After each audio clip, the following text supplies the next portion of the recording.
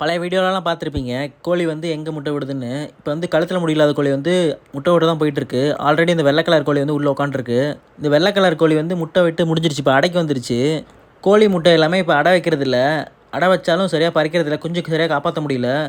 மழை காலம், பனி காலத்தில் முக்கியமாக என்ன நோய் வரும்னா, கோழிக்கு எல்லாமே அம்மை போடுற நோய் வரும். கிளைமேட் வந்து மாறுறதுனால காடு எல்லாமே கொஞ்சம் கொஞ்சமாக க்ளீன் பண்ணியாச்சு. புல்லுக்கரணை போலான்னு ஐடியா இருக்குது.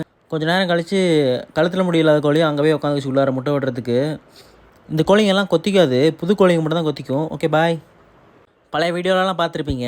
கோழி வந்து எங்கே முட்டை விடுதுன்னு. இப்போ வந்து கழுத்தில் முடி இல்லாத கோழி வந்து முட்டை விட தான் போயிட்டுருக்கு. ஆல்ரெடி இந்த வெள்ளை கலர் கோழி வந்து உள்ளே உட்காந்துருக்கு. இந்த வெள்ளை கலர் கோழி வந்து முட்டை விட்டு முடிஞ்சிருச்சு. இப்போ அடைக்கு வந்துருச்சு. கோழி முட்டை எல்லாமே இப்போ அடை வைக்கிறதில்ல. அடை வச்சாலும் சரியாக பறிக்கிறதில்ல. குஞ்சுக்கு சரியாக காப்பாற்ற முடியல. மழை காலம், பனி காலத்தில் முக்கியமாக என்ன நோய் வரும்னா, கோழிக்கு எல்லாமே அம்மை போடுற நோய் வரும். கிளைமேட் வந்து மாறுறதுனால காடு எல்லாமே கொஞ்சம் கொஞ்சமாக க்ளீன் பண்ணியாச்சு. புல்லுக்கரணை போலான்னு ஐடியா இருக்குது. கொஞ்ச நேரம் கழித்து கழுத்தில் முடி இல்லாத கோழியும் அங்கே போய் உட்காந்துச்சு உள்ளார முட்டை விடுறதுக்கு. இந்த கோழிங்கெல்லாம் கொத்திக்காது, புது கோழிங்க மட்டும் தான் கொத்திக்கும். Okay bye.